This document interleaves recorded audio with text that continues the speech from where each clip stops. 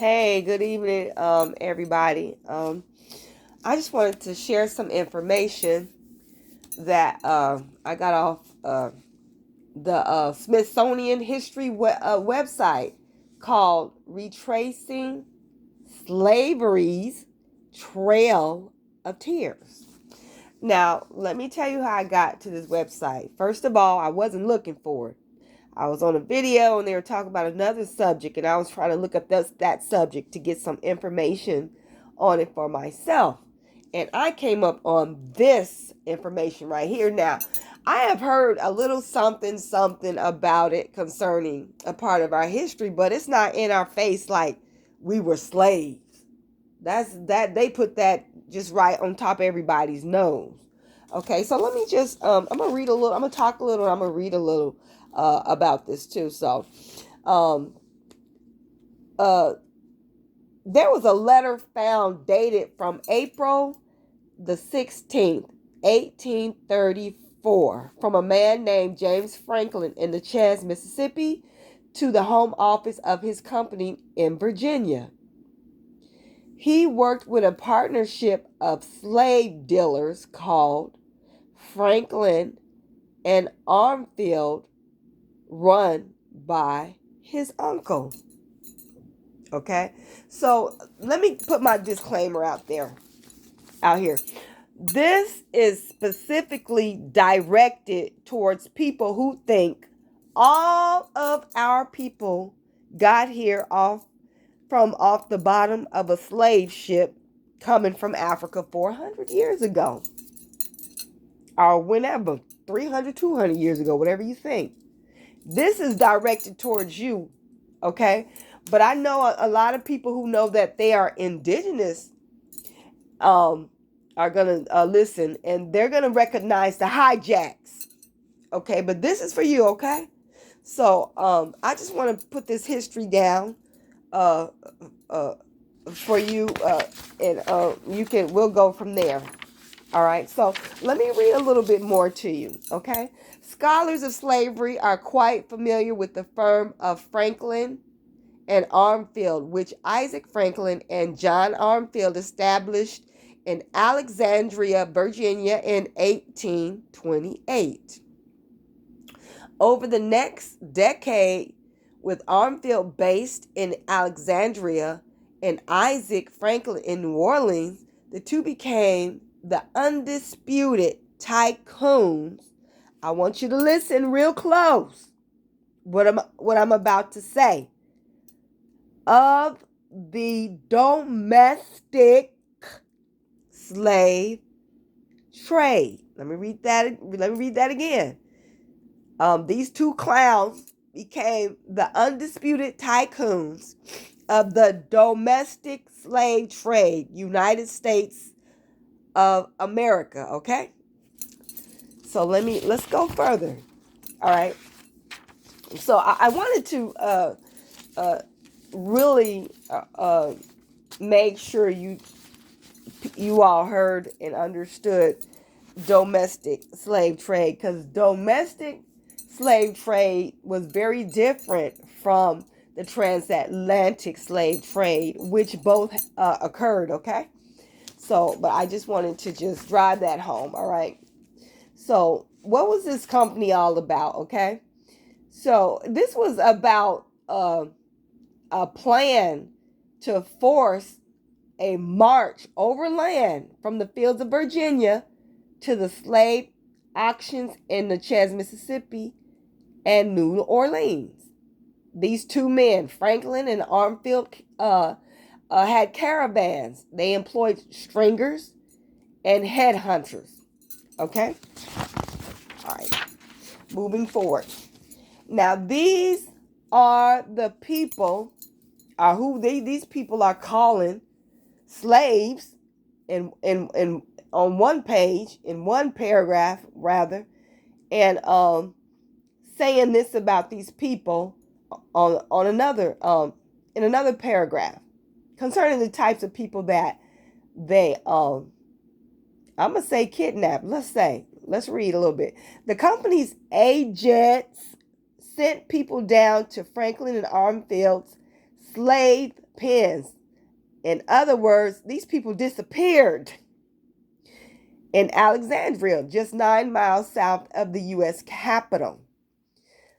They kidnapped, tricked to come to this area where these people ended up in slave pens. These are the people that they kidnapped now: seamstresses, nurses, valets, field hands, hostlers, carpenters, cooks, houseboys, coachmen, laundresses, boatmen, etc. And they also called themselves kidnapping so-called fancy girls, young women who would work mainly as concubines. In other words, they hold them out. Now let's go back.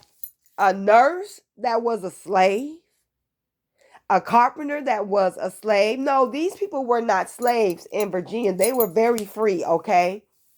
Um, I'm sure that most of y'all have heard of the 12 Years a Slave. There was a book out about it. It was a movie, and it's based on a true story. This brother was living in Virginia in the 1800s. He had a house, a wife, 2 children, a profession, and he was also a musician by trade. And he was kidnapped. He wasn't enslaved where he was. He was kidnapped and taken from Virginia all the way down to New Orleans and kept as a slave for 12 years. All right. So slaves, and the common definition of a slave in their environment would not have them living in their own house with their own wife and 2 children. This man was also, he had degrees, professions, and he was a musician. That is not the definition of a slave. Now, they also kidnapped children, snatched these babies up from their parents. And there was a small list of names of these children that they kidnapped, okay? I'm going to read them out. Bill Killing, male, age 11. Elizabeth, female, age 10. Monroe, male, age 12. Lovey, female, age 10. Robert, male, age 12. Mary Fitchett, female, age 11. Kidnapped these children to enslave them, hoe them out, and I'm pretty sure most of them never saw their families or any type of familiar area or environment ever again. All right, so let's go to the next page. All right. So during the 50 years, before I go there, let's go up here. This forced migration was 1,000 miles long. They made these people walk. A lot of these people could not make it. They tried to bullwhip them and beat them into making it. When they couldn't do it, then they would allow them to get on the wagon until they were strong enough again to walk. They walked 1,000 miles, you all, okay? During the 50 years before the Civil War, about 1 million, listen to what I'm saying, about 50 years before the Civil War, about 1 million enslaved people moved from the upper South, Virginia, Maryland, Kentucky, to the deep South, Louisiana, Mississippi, and Alabama. They were moved to the lower South to be sold. And let's go back to the point that that I read, the passage that I read, that were telling you how these people had professions. They were not enslaved. They were enslaved after they were kidnapped. So let's go a little further, okay? So the forced settlement was 20 times. This forced settlement, the so-called, what they're saying, Smithsonian is saying, is the Trail of Tears, the slavery's Trail of Tears, was 20 times larger than Andrew Jackson's Indian removal campaigns of the 1830s, which gave rise to the Trail of Tears that we are used to hearing about, okay? And when you talk about the Trail of Tears, the first image that's going to come to your mind is some white-skinned, long-haired person called a Native American or whatever, okay? That's what's going to come to your mind. That's what comes to people's mind when they hear the Trail of Tears, all right? So, what happened to us was 20 times larger, okay? So they say that at least 20,000 so-called Native Americans, I'm going to use that, just know that all the so-called Indians or Native Americans did not look like what you have been programmed to believe that they look like, even talking about the Trail of Tears as it pertains to Andrew Jackson's forced migration, okay? So the Trail of Tears, the Native American Trail of Tears supposedly drove Native Americans out of Georgia, Mississippi, and Alabama. All right. So let's get this straight. They're saying that our removal, our Trail of Tears, or whatever you want to call it, okay, was the largest removal before the 1900s. There was no migration to America or in America greater than the forced migrations that we had to go through from the South to the Deep South during this time. And ours started 50 years before. Well, they're saying actually started 50 years before the Civil War, which would have been 1811. Okay, the Indian removal campaigns by Andrew Jackson started in the 1830s. All right, so they're saying that overall it had to be like from 3 to 4 millions of our people kidnapped and forced to migrate to Mississippi and Alabama, but specifically Mississippi and New Orleans to become enslaved. So let me read this. All right. So this movement lasted longer and grabbed up more people than any other forced migration in North America before 1900. The biggest deportation or kidnapping, because they were kidnapped, happened in Virginia between 1810 and 1861.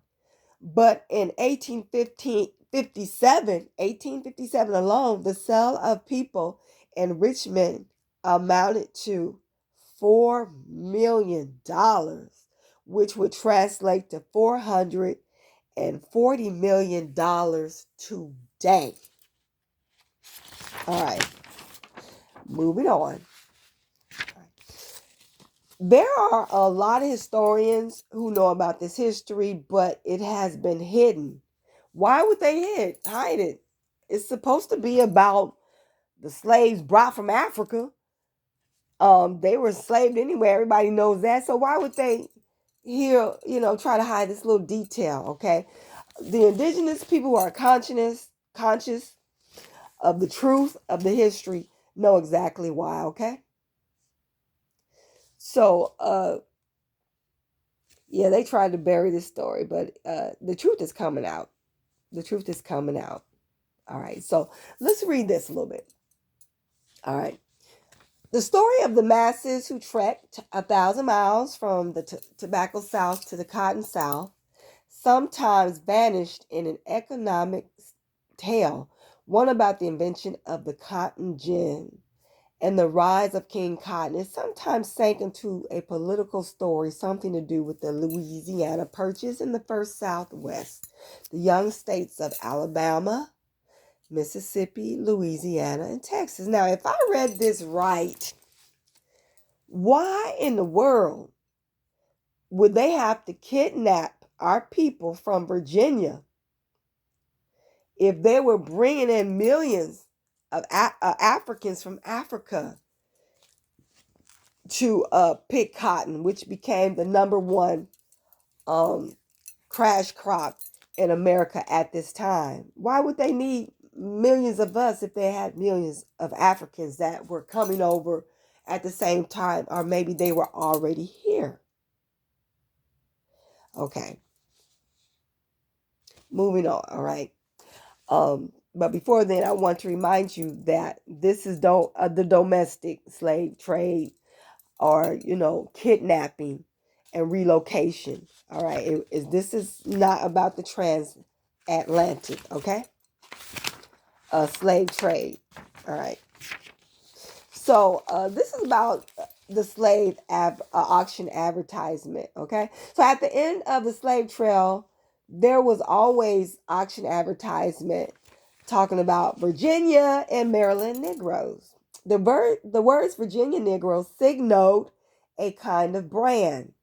Greenwald says it meant compliant, gentle, and not broken by overwork. You know why they weren't broken by overwork?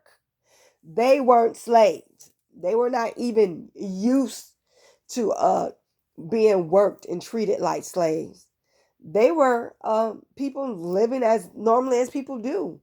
In the early 1800s, they had, like I said, they had families, they had careers. They were living their life. They were not slaves. All right. So I want to go back to the fancy girl trade, or the fancy trade. Read a little bit about that, because they're saying women here, but we know that these were young girls. They were children. They were teenagers, okay? So one thing that is hard to document but impossible to ignore is the fancy trade. New Orleans had a niche market.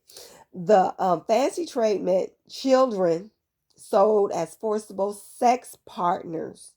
They were children of mixed race, invariably so-called mulatresses. Oh my God. All right. All right.